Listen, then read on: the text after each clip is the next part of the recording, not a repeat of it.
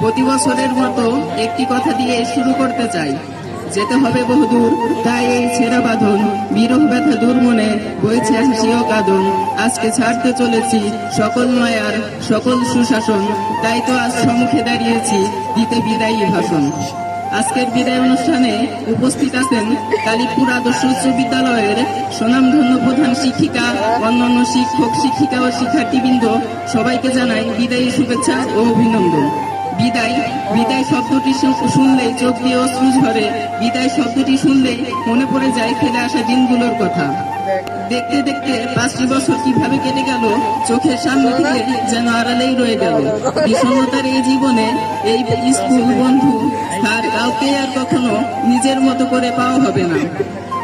স্যারদের সাথে আগে কত দুষ্টুমি করেছি, কিন্তু আজ স্যারের মার স্যারের বকা খুব মিস করব।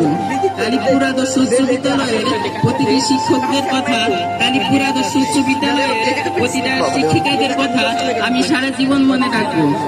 তাই তো বহু আগে আমি বলেছি, কালীপুর আদর্শ উচ্চ বিদ্যালয়ের সকল শিক্ষকদের ভালোবাসি, করি তাদের সম্মান, কারণ আমার মানুষ হওয়ার পিছনে রয়েছে কালীপুর আদর্শ উচ্চ বিদ্যালয়ের সকল শিক্ষক শিক্ষিকাদের অবদান।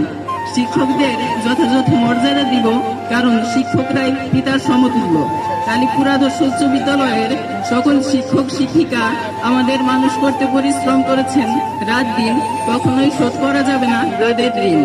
আসলে শিক্ষকদের অবদান, শিক্ষকদের ঋণ কখনোই শোধ করা যাবে না। আর বিশেষ করে আমাদের এসএসসি ব্যাচ 2026 জনাব শাহানুর স্যারকে কখনোই ভুলতে পারবে না, কারণ তিনি একজন ক্লাস টিচার হিসাবে যখন হাজিরা খাতাটা নিয়ে বলতেন rule number 1 yes sir, rule number 100 yes sir. অতঃপর 2025 সালের 17 নভেম্বর বন্ধ হলো আমাদের হাজিরা খাতাটা। হাজিরা খাতাটা হয়তো পরে রবে স্কুলের কোনো এক কোণে, কিন্তু এই ধুলো জমা পাতাগুলোতে থেকে যাবে 5টি বছরের মায়াজালে আবদ্ধ কিছু মানুষের নাম, কিছু মুহূর্ত আর জীবনের উষ্ণতম স্মৃতিগুলো।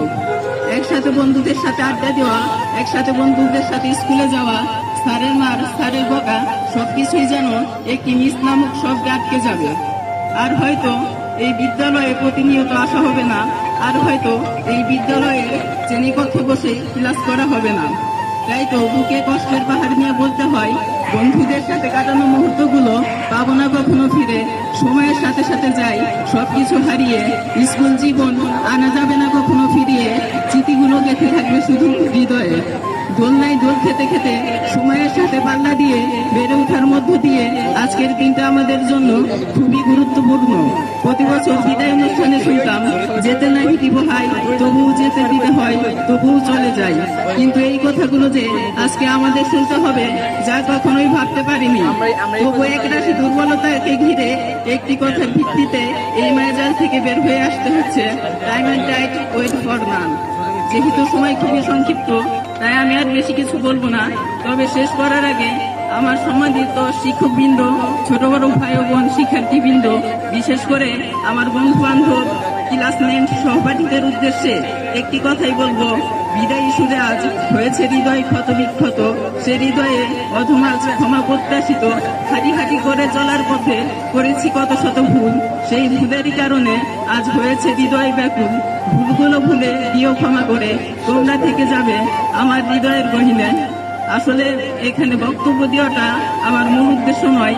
আমি 5টি বছর এই বিদ্যালয়ে পড়ালেখা করেছি, তার একটু ক্ষুদ্র অনুভূতি আমি প্রকাশ করে গেলাম। ধন্যবাদ সবাইকে।